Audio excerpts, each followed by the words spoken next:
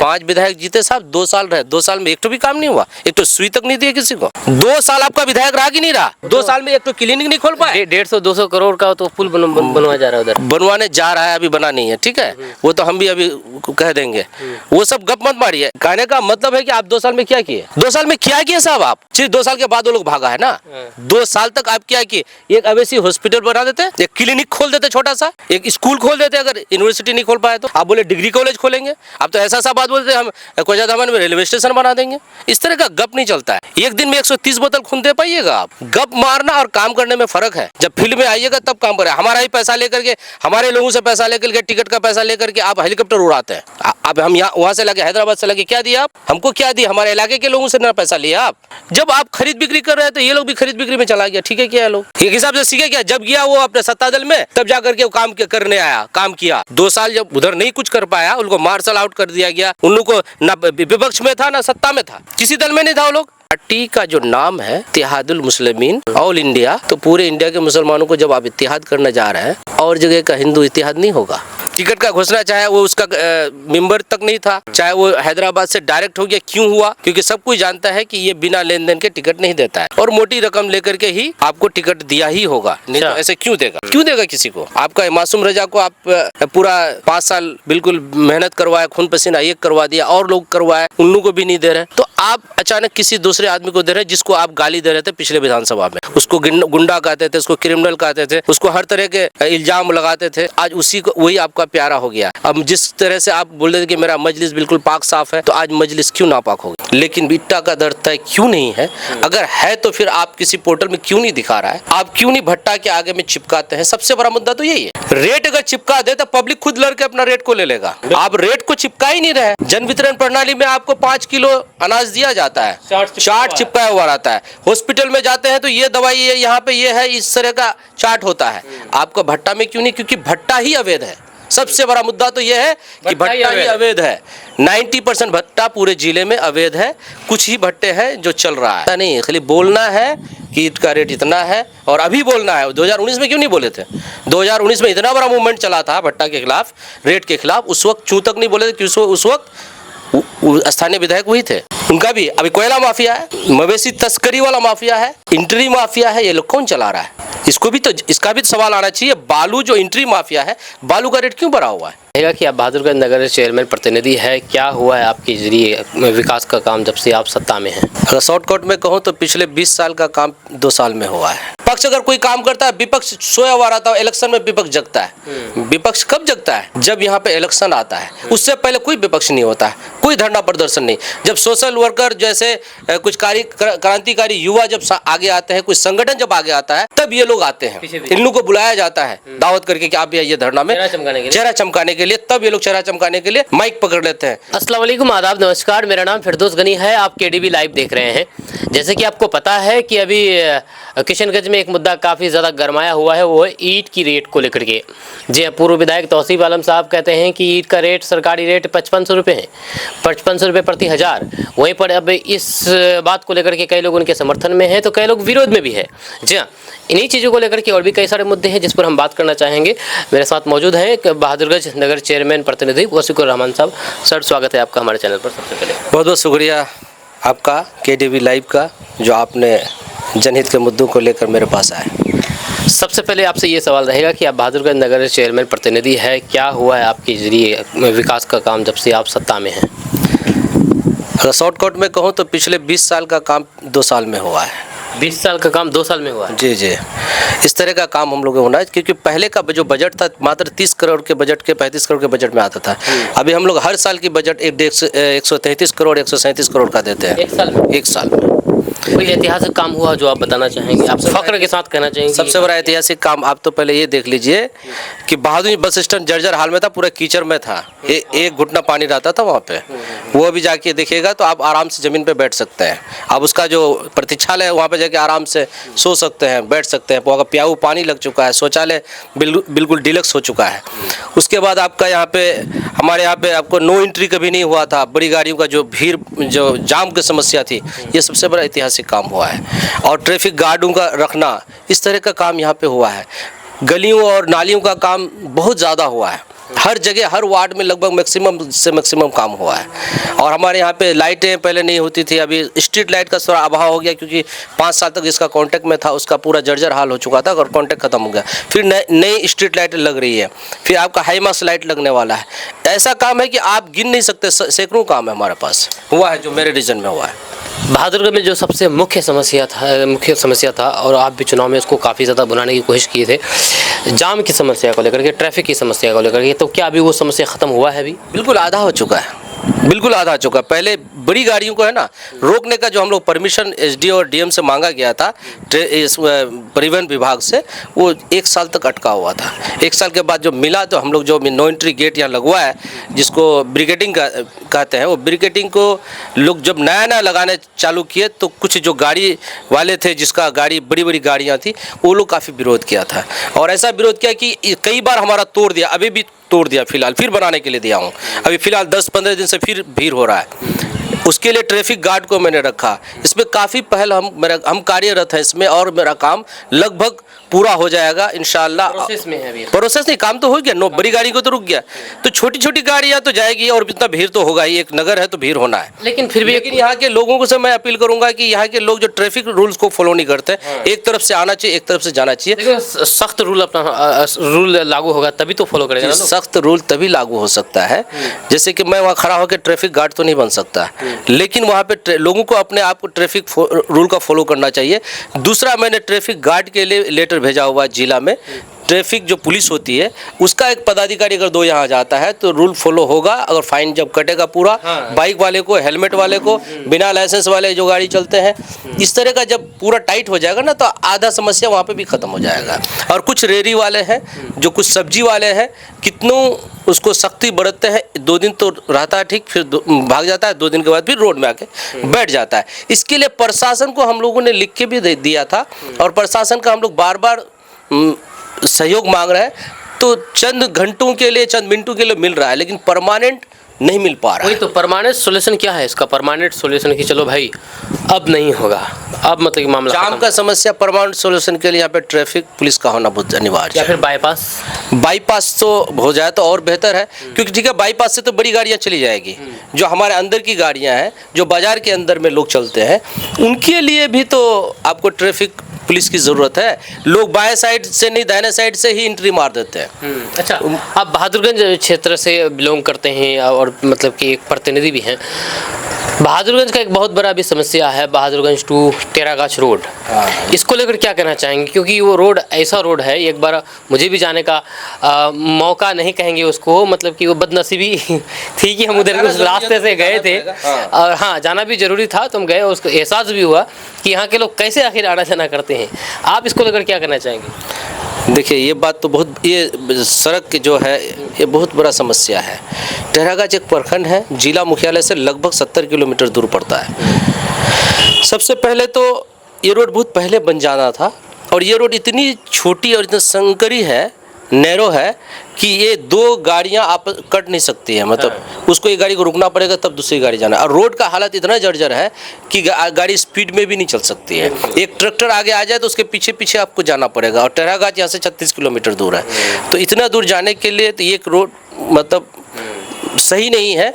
और इस रोड के लिए टेंडर भी हुआ था सुनने, लेकिन टेंडर को किसी वजह से कैंसिल करना पड़ा, फिर रीटेंडर हुआ है। सुने थे कि हमारे स्थानीय विधायक जी बोले थे कि 20 तारीख को हम लोग शिलान्यास करेंगे, लेकिन 20 तारीख भी गुजर गया, 26 तारीख है।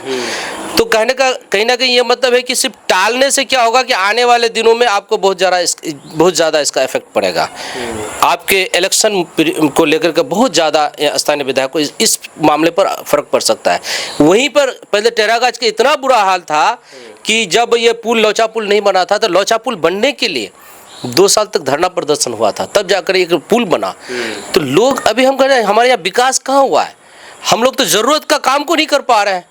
हमारे यहाँ के जो प्रतिनिधि, हमारे यहाँ के प्रशासन या जो हमारे यहाँ के पदाधिकारी जो होते हैं, वो बाढ़ के वक्त जब कटान और धसान होता है तब वो पूरा दौड़ा दौड़ी करते हैं, उससे पहले कोई तैयारी नहीं होगा। पर ये भी कहा जाए तो गलत नहीं है कि विकास नहीं हुआ है, लेकिन जो भी हो रहा है उसको जबरदस्ती रोड पर उतर करके, छीन करके तब लाना पड़ता है। जी जी जी। और ये रोड पर कौन उतरता है? आम लोग। जिसको एक बोलते हैं कि सोशल वर्कर उतरते हैं। ये कोई जो विपक्ष और पक्ष कोई नहीं उतरता है। पक्ष अगर कोई काम करता है, विपक्ष सोया हुआ रहता है। इलेक्शन में विपक्ष जगता है। विपक्ष कब जगता है? जब यहाँ पे इलेक्शन आता है। उससे पहले कोई विपक्ष नहीं होता है, कोई धरना प्रदर्शन नहीं। जब सोशल वर्कर जैसे कुछ क्रांतिकारी युवा जब आगे आते हैं, कुछ संगठन जब आगे आता है, तब ये लोग आते हैं। इन लोगों को बुलाया जाता है दावत करके कि आप ये धरना में चेहरा चमकाने के लिए, तब ये लोग चेहरा चमकाने के लिए माइक पकड़ लेते हैं। उसके अलावा इनके पास कोई धरना प्रदर्शन या पक्ष के खिलाफ विरोध करना कभी नहीं आता है इन लोगों को। यहाँ पे नेता विहीन हमारा यहाँ का इलाका है और यहाँ पे कभी विकास से उम्मीद नहीं रखिएगा। जो रूटीन वर्क है वही हो रहा है। हाँ, पिछले 17 साल में जो विधायक रहा और इस विधायक में अंतर है कि इस विधायक के वक्त में काम हुआ है, उधर तो काम ही नहीं हुआ था। लगभग रूटीन वर्क भी पूरी तरह से पूरा नहीं हो पा रहा था। लेकिन ये सड़क जो अभी अधूरी पड़ी हुई है, ये आपका टेरागंज वाला, ये बहुत ज्वलंत मुद्दा है। तो ये भी तो मौजूदा विधायक के ही कार्यकाल में है। अब इनका क्या मसला है कि टेंडर हुआ, फिर कैंसिल हो गया, फिर रीटेंडर हुआ, फिर इस पर अब तक शिलान्यास नहीं हुआ। ये कहीं ना कहीं राजनीति का बू आ रही है इसमें भी। अब क्या मामला है ये ज़्यादा बेहतर विधायक जी बता पाएंगे, क्योंकि विधायक जी का ही ये क्षेत्र है और उनको ये काम करना बहुत ज़रूरी है। अगर नहीं करेंगे तो लोग काफ़ी नाराज़ हैं और आक्रोश है लोगों में। और जो विपक्ष है, विपक्ष ऐसे ऐसे मुद्दे को उछालते हैं जो कि बहुत पहले से मुद्दा चल रहा था, फिर अभी इलेक्शन के वक्त छोटा छोटा बात को लेकर के मुद्दा बनाते हैं, बड़ा मुद्दा नहीं उठाते हैं लोग। अच्छा, एक मुद्दा जो है आपको भी पता है, जो ईंट को लेकर के, ईंट की रेट को लेकर के, क्या ईंट की रेट क्या होना चाहिए? क्योंकि कंफ्यूज हैं सभी। जो पूर्व विधायक जी जो मामला उठाया कि 5500 रुपये सरकारी रेट है, क्या हकीकत में सरकारी रेट 5500 रुपये है या नहीं है? आपको इसके बारे में क्या जानकारी है? आपका क्या नज़रिया है इस पर? सर, आप पत्रकार हैं तो पत्रकार आपको नहीं पता कि क्या सरकारी रेट है। जो सरकार या पदाधिकारी या कुछ तय किया हुआ है, हर चीज़ का तो दर तय होता है, लेकिन ईंटा का दर तय क्यों नहीं है? अगर है तो फिर आप किसी पोर्टल में क्यों नहीं दिखा रहा है? आप क्यों नहीं भट्टा के आगे में चिपकाते हैं? सबसे बड़ा मुद्दा तो यही है। रेट अगर चिपका दे तो पब्लिक खुद लड़के अपना रेट को ले लेगा। आप रेट को चिपका ही नहीं रहे। जन वितरण प्रणाली में आपको 5 किलो अनाज दिया जाता है, चार्ट चिपकाया हुआ रहता है। हॉस्पिटल में जाते हैं तो ये दवाई है, यहाँ पे ये है, इस तरह का चार्ट होता है। आपका भट्टा में क्यों नहीं? क्योंकि भट्टा ही अवैध है। सबसे बड़ा मुद्दा तो यह है कि भट्टा ही अवैध है। 90% भट्टा पूरे जिले में अवैध है। कुछ ही भट्टे हैं जो चल रहा है। हमारे नगर के अंदर में भट्टा नहीं होना चाहिए, अवैध रूप से 23 भट्टा चल रहा है। कार्रवाई क्यों नहीं हो रही? फिर कार्रवाई नहीं हुई क्योंकि ये पदाधिकारी, ये जो सत्ता में बैठे। जी वसूकुर रहमान साहब, आप कह रहे थे कि भट्टा ही अवैध है, कार्रवाई क्यों नहीं हो रही इस पर? कार्रवाई क्यों इसलिए नहीं हो रही कि उच्च पदाधिकारी जो है वो मोटी माल रकम लेकर के वो चुपचाप बैठे हुए हैं। आप जब उससे पूछ रहे, जैसे कि कोई ऐसा जैसे माइनिंग विभाग के अंदर में आता है ये, लेकिन माइनिंग विभाग तो जवाब नहीं दे रहे हैं इस पर। तो बस क्यों नहीं जवाब दे रहा है भाई? अच्छा, क्यों नहीं जवाब दे रहा है वो? जवाब नहीं देते वो मतलब बहुत बड़ा आदमी हो गया वो? क्या प्रतिनिधियों से भरकर है, प्रेस वालों से भर करके? जवाब इसलिए नहीं दे पा रहा है कि उसके पास कोई जवाब ही नहीं है। जवाब देगा कैसे? क्योंकि वो अवैध है। आप जवाब लीजिए, अगर है तो बयान दीजिए, नहीं है तो जो ऐसे बोल रहे हैं उस पर कार्रवाई कीजिए। आप हम बोल रहे हैं ना, हम पर कार्रवाई कीजिए।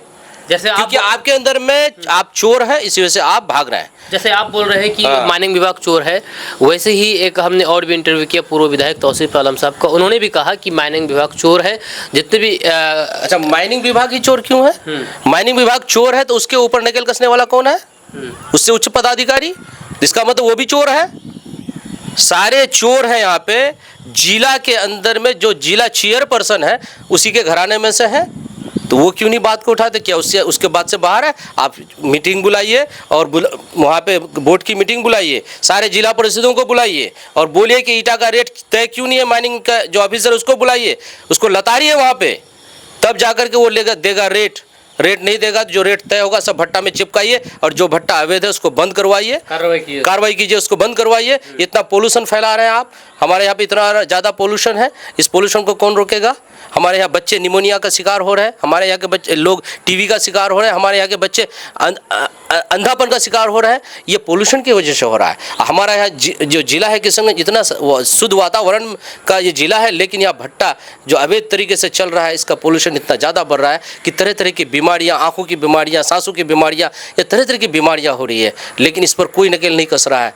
माइनिंग विभाग भी नहीं कर रहा है, पोल्यूशन विभाग भी कुछ नहीं कर रहा है। सब कुछ कोई मोटा माल रकम लेगा और अपना खामोश हो जाता है, आपका जवाब नहीं देगा। आप क्या कर लीजिएगा। तौसीफ आलम साहब ने भी कहा कि ये बिल्कुल माइनिंग विभाग चोर है, विभिन्न तरह के आरोप लगाए। तो हमने खुद माइनिंग विभाग को कॉल किया, मैं खुद कॉल किया उनको पूछा कि देखिए आप इस तरह के आरोप लग रहे हैं, आप इसके बारे में क्या अपना बयान देंगे, स्टेटमेंट देंगे। बोले कि हम नहीं देंगे। मुझे खुद कहा कि हम नहीं देंगे। बिल्कुल। जब वो भाग रहा है तो आप जिला प्रशासन से पूछिए, जिला पदाधिकारी से क्यों नहीं ऐसा हो रहा है भाई, रेट क्यों नहीं तय हो रहा है भाई। उसका घर में ही तो जिला चेयरमैन है, वो बोर्ड का मीटिंग बुला करके क्यों नहीं रेट तय करके दिलवा रहा है। पब्लिश करवा दीजिए, अखबारों में छपवा दीजिए, सोशल मीडिया में छपवा दीजिए। ये तो अभी सोशल मीडिया का जमाना, तुरंत 1 मिनट में सारा रेट डिस्प्ले हो जाएगा, प्रिंट में आ जाएगा, सारा प्रिंट मीडिया में दे दीजिए, सब में आ जाएगा। लेकिन ऐसा नहीं है, खाली बोलना है कि ईंट का रेट इतना है, और अभी बोलना है। 2019 में क्यों नहीं बोले थे। 2019 में इतना बड़ा मूवमेंट चला था भट्टा के खिलाफ, रेट के खिलाफ, उस वक्त चूं तक नहीं बोले थे कि उस वक्त स्थानीय विधायक वही थे। उनका भी अभी कोयला माफिया है, मवेशी तस्करी वाला माफिया है, इंट्री माफिया है, ये लोग कौन चला रहा है। इसका भी तो सवाल आना चाहिए। बालू जो इंट्री माफिया है, बालू का रेट क्यों बढ़ा हुआ है। बालू का रेट है भाई, इंट्री माफिया इतना पैसा लेता है एक ट्रक पर। जाके देख लीजिए, गलगलिया चेक पोस्ट से लेके LRP तक आइएगा तो जगह जगह गाड़ियों से वसूला जाता है। पर प्रशासन के लोग से लेकर के दलाल टाइप के लोग वसूलते हैं इस पैसे को, चेक पोस्ट पे ले लेते हैं। अब सिलीगुड़ी से आइएगा तो जगह जगह देखिएगा ट्रकों का जाम क्यों है, पैसा वसूली के लिए ये जाम है। ओवरलोड आ रहा है, उस पर इतना ज़्यादा पैसा लेता है कि उसको भी ओवरलोड आने के लिए दे रहा है, पैसा ज़्यादा ले रहा है और बालू का रेट बढ़ रहा है। जो बालू हम लोग 25,000 में ट्रक में खरीदते थे 30,000, आज वो 45,000 में खरीदा, डबल हो गया। तो बालू जब डबल हो गया, ईटा आपका रेट है तो घर तो बालू और ईटा से बनता है ना। बिल्कुल बिल्कुल। सीमेंट का रेट वहीं का वहीं है, ये दोनों का रेट क्यों बढ़ रहा है, इस पर लगाम कौन कसेगा। वसीकुर रहमान साहब, स्थानीय मुद्दा तो बहुत है, अगर उस पर बात करना चाहे तो बहुत लंबी वीडियो हो जाएगी, क्योंकि समस्याओं का अंबार है। लेकिन हम ये जानना चाहेंगे आपसे कि ज्योति मल्होत्रा, इसके उसको तो जानते हैं, इस खबर के बारे में, जहाँ पर एक तरफ मुसलमानों को अलग निगाहों से देखा जाता है, मुसलमानों को टारगेट किया जाता है और उनको गद्दार तक कहा जाता है कि ये मुसलमान देश का गद्दार है, ऐसा बहुत सारी चीज़ें होती है। लेकिन वहीं पर ज्योति मल्होत्रा पाकिस्तान की जासूस निकलती है, आप इसके बारे में क्या कहना चाहेंगे। देखिए, जितने भी इस तरह के ज्योति मल्होत्रा हो या और यहाँ के जो नेता हो सत्ता पक्ष के, चाहे सिर्फ उसमें मुस्लिम नाम नहीं होना चाहिए, वो चाहे वो देशद्रोही काम करे या देश को जला दे, उन लोगों के लिए कोई कार्रवाई नहीं है, क्योंकि उसकी सत्ता है और ऐसे लोगों की सत्ता है, ऐसे तंजीम, ऐसे संस्था की ये सत्ता है जो कभी देश हित में कभी सोचा ही नहीं। हमेशा देश के, लेकिन सबसे बड़े देशभक्त तो वही बने। नहीं, वो देशभक्त जो बोलते हैं वो देशभक्त है ही नहीं। वो अपने आप को देशभक्त बोल करके देश हित के लिए कोई काम ही नहीं कर रहा है। आप बताइए, जो भी काम अभी आप कर रहे हैं, दिल्ली में सरकार बनी, अभी वहाँ पे पानी नहीं आ रहा है। स्कूल की व्यवस्था ये है कि प्राइवेट स्कूलों, मतलब सरकारी स्कूल या प्राइवेट स्कूल में फीस देने के लिए बच्चों को बंधक बनाया जा रहा है, बंधक बना करके फीस वसूला जा रहा है, बच्चे बेहोश हो रहे हैं, स्कूल के अंदर में उसको ग्राउंड में लॉक कर दिया जाता है। उसके बाद वहाँ बड़े बड़े पहलवान को रखा जाता है कि वो गार्जियन को अंदर नहीं घुसने देना चाहिए। इस तरह का दिल्ली वाले ने कभी सोचा भी नहीं था। जहाँ पर भी इसकी सत्ता गई है वहाँ पे हर तरह का हिंसक घटना हो रहा है और उसमें सबसे ज़्यादा मुसलमानों को टारगेट किया जा रहा है, दलितों को टारगेट किया जा रहा है। ये वो लोग इसलिए कर रहा है कि आप, वो खुद ही मुजरिम है और हमको मुजरिम करार दिया जाता है। मुजरिम करार इसलिए दिया जाता है कि एक आदमी जो कर्नल सुफिया कुरैशी के बारे में, जो बीजेपी का ही मंत्री है, वो इतना उल्टा सीधा बयान देता है जिसको देशद्रोही बयान ही कहा जाए, लेकिन उस पर अब तक उस पर कोई कार्रवाई नहीं, गिरफ्तारी नहीं हुई। वहीं पे एक हमारे प्रोफेसर साहब हैं, उन एक जरा सा उन्होंने सोशल मीडिया में लिखा तो उसको गिरफ्तारी भी हो गई और जेल के अंदर की, वो सुझाव था, वो सुझाव दिए थे। हमारे लोग, जो हम लोग हैं या हमारे कौम के जो लोग हैं, जो सेकुलर मिजाज के लोग हैं, जो देश जिसके वजह से चल रहा है, वो अपना काम बहुत आसान, मतलब संयम से कर रहा है, लेकिन उसको करने भी नहीं दिया जा रहा है। ये जो इस तरह के लोग जब इस देश में रहेंगे और इस तरह के लोगों के हाथ में जब सत्ता रहेगी, ये देश हमेशा जलता ही रहेगा। और देश में इसलिए जलता रहेगा, इस तरह के मुद्दों, हिंदू मुसलमान, हिंदुस्तान पाकिस्तान, गोकसी, गाय, इस तरह का जो मुद्दा रहेगा, आपको वहाँ पे कभी भी विकास का काम नज़र नहीं आएगा। क्योंकि विकास के काम को छुपाने के लिए, विकास क्योंकि हो नहीं रहा है, उसको छुपाने के लिए इस तरह के मुद्दे को उछाला जाता है, इस तरह का प्रॉब्लम को क्रिएट किया जाता है कि आप उसमें उलझे रहें और विकास की बात नहीं करें। आप एक ही बात बताइए, कोई ऐसा इंस्टीट्यूशन जो हायर एजुकेशनल इंस्टीट्यूशन आपने बनवाया है, या ऐसा इसरो किसने बनवाया, एम्स किसने बनवाया? जितने भी सारी चीज़ें हैं आपके सरकार से पहले, जो आज़ादी से लेके आपके सरकार के पहले तक बनी है। 2014 आते आते क्या हो गया, हिंदू मुसलमान हो गया। ऐसे घटना होने लगा जब आप सोचे ही नहीं थे। इतना घिनौना घटिया हरकत अभी एक उसी का पार्टी के लोगों ने किया, जो बीच सड़क में महिला के साथ आपत्तिजनक हरकत में वीडियो पाया गया उसका। इस तरह के लोग हैं आपके पार्टी में, एकदम संवेदनहीन जो है, इस तरह के लोग इस पार्टी के हैं और इसके हाथों में सत्ता है। एक कहावत है कि हमारे ही कत्ल आम होगा और हमें ही कातिल कहेगी दुनिया। ये दस्तूर है। अलीगढ़ में 3 लोगों को गौ कसी के नाम पर इस कदर पीटा गया, मारा गया, उनकी पीठ सड़ा दी गई। एक वीडियो वायरल हो रहा है, शायद आप भी देखे होंगे। शायद उसको तो अभी कितना किस कदर आखिर ये लोग कानून के ऊपर उठ करके एक मुसलमानों पर हमला करते हैं, मुसलमान नाम को देख करके, मुसलमान दाढ़ी टोपी को देख करके।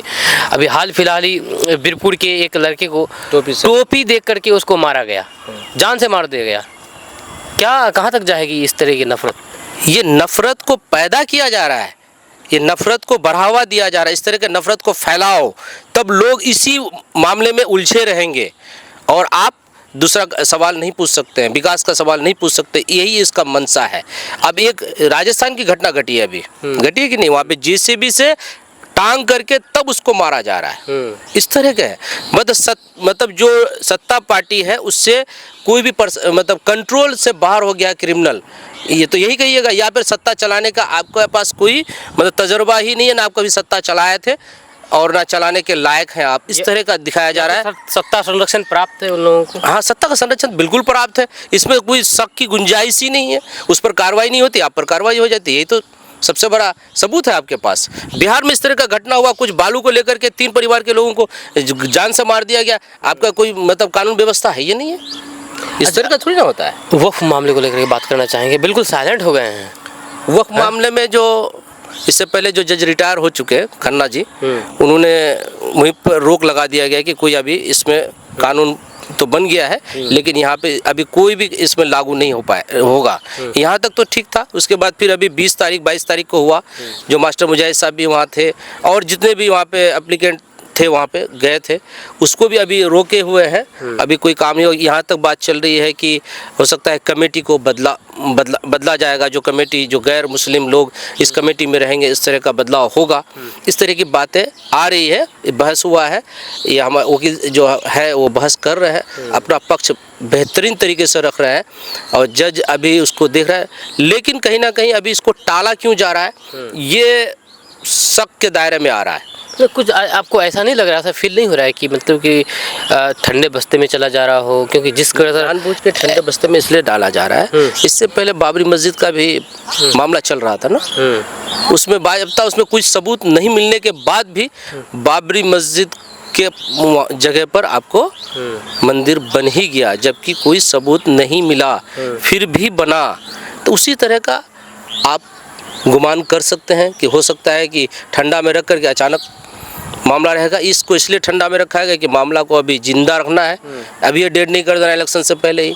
तेज प्रताप यादव के बारे में तो पता ही है आपको, उनको निकाल दिया गया है पार्टी से भी और परिवार से भी। क्या लगता है कि ये जो कार्रवाई हुई है, ये तेजस्वी यादव के मुख्यमंत्री बनने को लेकर कुर्बान किया गया है उनको जानबूझ करके, या फिर हकीकत में जो लालू प्रसाद यादव जो उसको सामाजिक नेता के तौर पर देखा जाता है, उस पर उस तरह से वो कार्रवाई की गई? देखिए, उसकी निजी ज़िंदगी का मामला है, ठीक है। निजी जिंदगी के मामले में ज्यादा टिप्पणी नहीं करनी चाहिए। सबका कुछ ना कुछ निजी जिंदगी में मामला होता है, इसको पॉलिटिकल तो होना ही नहीं चाहिए सब। लेकिन इसको पॉलिटिक्स के तौर पर देखा जा रहा है, क्योंकि विधानसभा चुनाव है और तेज प्रताप यादव जो विपक्ष के लोग क्या करेंगे, जो उसके विरोधी है वो तो उसके मामले को उठाएगा ही, उठाएगा कि नहीं उठाएगा। और तेज प्रताप का हमेशा रवैया यही रहा कि उसको कोई मतलब नहीं रहता सत्ता ये राजनीति से या किसी और चीज़ से। वो घर का एक बिगड़ेल टाइप का लड़का है। अब हर घर में होता ही है ना कोई अच्छा बन जाता है, कोई खराब बन जाता है। तो ठीक ही किया है, उसको निकाल दिया घर से, हरकत क्या अच्छा किया है। आप जिस विधानसभा क्षेत्र से आते हैं उस विधानसभा में ये विधानसभा बहादुरगंज विधानसभा कांग्रेस का गढ़ कहा जाता है, क्योंकि कांग्रेस बहुत बार यहाँ पर जीतती आ रही थी। लेकिन एमआईएम 2020 में आए और कांग्रेस का जो पुराना गढ़ था उसको साफ कर दिया। इस बार क्या लगता है आपको, एमआईएम खैर आप तो हर किसी पार्टी में है नहीं, लेकिन आपका नज़रिया क्या है इस बार कि एमआईएम फिर से दोहरा पाएगी या फिर कांग्रेस फिर लौट के? देखिए उस वक्त एक लहर था मीम का, ठीक है, इसलिए कि उसको कोई देखा नहीं था, परखा नहीं था, कि इसी वजह से लोग एक तरफ भागे हुए जा रहे थे। अवैसी का एकदम जज्बाती भाषण वो सुन करके लोग बिल्कुल जज्बाती हो जाते थे। दूसरा एक तरफ एक पहलू ये भी था कि 17 साल तक कोई नकारात्मक जो रवैया रहा उस विधायक का, उसको बदलना था। लोग उनको नकारना चाह रहे थे और नकार भी दिए। एक उस तरह का आक्रोश था पब्लिक में कि इस विधायक को बदलना है, नया कोई भी आ जाए उसको लाना है। और एक तरफ मीम का भी जज्बाती जो वोट था वो भी लहर था। ये दोनों मिलाकर के एक बड़ा सा वोट बैंक आया और 85,000 वोट एक रिकॉर्ड बीट किया जिसको बोलते हैं, उसके तरफ उसके खाते में चला गया। लेकिन ऐसा और नहीं है, क्योंकि उस वक्त भी लोग लुभावन 6-7 कैंडिडेट को वो टिकट देने का वादा किया था। सब ने फील्ड किया था और सबका फील्ड अगर एक क्षेत्र में हो जाए सब नेताओं का, तो वो फील्ड कैसा होगा। अब क्या है कि अब वहाँ पे टिकट की बारी है तो टिकट का पहले ही घोषणा हो गया। टिकट का घोषणा चाहे वो उसका मेंबर तक नहीं था, चाहे वो हैदराबाद से डायरेक्ट हो गया। क्यों हुआ? क्योंकि सब कोई जानता है कि ये बिना लेन देन के टिकट नहीं देता है और मोटी रकम लेकर के ही आपको टिकट दिया ही होगा, नहीं तो ऐसे क्यों देगा? क्यों देगा किसी को? आपका मासूम रजा को आप पूरा 5 साल बिल्कुल मेहनत करवाया, खून पसीना एक करवा दिया और लोग करवाए, उन लोगों को भी नहीं दे रहे। तो आप अचानक किसी दूसरे आदमी को दे रहे जिसको आप गाली दे रहे थे पिछले विधानसभा में। उसको गुंडा कहते थे, उसको क्रिमिनल कहते थे, उसको हर तरह के इल्ज़ाम लगाते थे। आज उसी को वही आपका प्यारा हो गया। अब जिस तरह से आप बोल रहे थे कि मेरा मजलिस बिल्कुल पाक साफ़ है, तो आज मजलिस क्यों नापाक हो गया? ये तो सवाल है ना, पूछना चाहिए, आप लोगों को भी पूछना चाहिए। तो इस तरह की बात आई है। तो अब एक तरफ एक आदमी अपना मेहनत करेगा, सब कोई अपना मेहनत करेगा, तो अब यहाँ वोट बंटने का ज़्यादा खतरा आ रहा है। तो लोग क्या करेंगे, जिस तरह से एमपी का इलेक्शन हुआ था ना, तो वहाँ पे जावेद साहब को सबको उल्टा सीधी बोलते थे, यहाँ तक कि हम लोग भी बोलते थे कि कोई काम नहीं करता, लोगों से नहीं मिलता, कुछ नहीं करता है, उल्टा सीधी सबको ही बोलते थे और उसका रवैया भी वही रहता था। लेकिन इस बार देख रहे हैं कि रवैया वो अपना बदले। तो हो सकता है कि लोग किस तरफ जाए, सेकुलर पार्टियों की तरफ जाए। तो सेकुलर पार्टियां कौन होगी यहाँ पे? इंडिया गठबंधन में होगी ना। तो लोग उधर ही भागेंगे, क्योंकि अगर एक तरफ आप कम्युनलिज्म को गाली दे रहे हैं, जिस तरह के आरएसएस के लोगों को आप उल्टा सीधी बोल रहे हैं, कम्युनल बात, क्योंकि एक समुदाय की गप कर रहे हैं वो, और यहाँ पे मीम वाला भी एक समुदाय का गप करता है। क्यों आप बोलिएगा? क्योंकि एक समुदाय सबका, दलित का भी बात करता है, हिंदू का भी करता, क्या है वो नहीं जानते। बात करने से कुछ नहीं होता है। आपकी पार्टी का जो नाम है इत्तेहादुल मुस्लिमीन ऑल इंडिया, तो पूरे इंडिया के मुसलमानों को जब आप इत्तेहाद करने जा रहे हैं, तो और जगह का हिंदू इत्तेहाद नहीं होगा। तो इसमें क्या बुराई है? तो बहुजन समाज वाली भी पार्टी है, बहुजन समाज है ना भाई, कोई धर्म तो नहीं है। आप एक मुसलमान को नाम लिए ना, इत्तेहादुल मुस्लिमीन, तो इत्तेहादुल हिंदू क्यों नहीं होता है? हिंदू होगा नहीं, वो लोग भी तो करेगा। आप 82% वाले एक तरफ हो जाएंगे। आप कर कुछ नहीं बोल रहे कर, मैं बार बार बोलूंगा, मैं तो ऑल इंडिया भी है, इंडिया का पूरे इंडिया का मुसलमान का इत्तेहाद कर रहे हैं। कैसे कर रहे हैं साहब? आप इस पार्टी को कहाँ लिए? UDF, मतलब क्या नाम है उसका, बदरुद्दीन अजमल साहब को कहाँ नहीं लिया? वो भी तो मुसलमान की पार्टी है। हाँ, आप मुस्लिम लीग को यहाँ से केरल वाले के साथ क्यों नहीं है? पीस के साथ क्यों नहीं है? आप अलग सिर्फ एक बात कर रहे हैं। इतना दिन से 2015 से आप सीमांचल में आए हुए हैं, बार बार बोल रहे हैं कि हम ये कर रहे हैं, वो कर रहे हैं। क्या किया आपने सीमांचल? क्या दिया? सिर्फ बोल रहे हैं। बोल करके लफाजी करके कुछ होता नहीं है। काम करके दिखाइए ना, एक काम बताइए आप इनका, एक काम 2015 से है ना, 25 चल रहा, 10 साल में एक काम। विधायक रहेगा तब ना, तो छिटक गया विधायक। 5 विधायक जीते साहब, 2 साल रहे, 2 साल में एक तो भी काम नहीं हुआ, एक तो सुई तक नहीं दी किसी को है। 2 साल आपका विधायक रहा कि नहीं रहा? 2 साल में एक तो क्लिनिक नहीं खोल पाए। 150-200 करोड़ का तो पुल बनवा जा रहा है उधर, बनवाने जा रहा है, अभी बना नहीं है, ठीक है। वो तो हम भी अभी कह देंगे, वो सब गप मत मारिए। कहने का मतलब है कि आप 2 साल में क्या किए, 2 साल में क्या किए साहब आप? सिर्फ 2 साल के बाद वो लोग भागा है ना।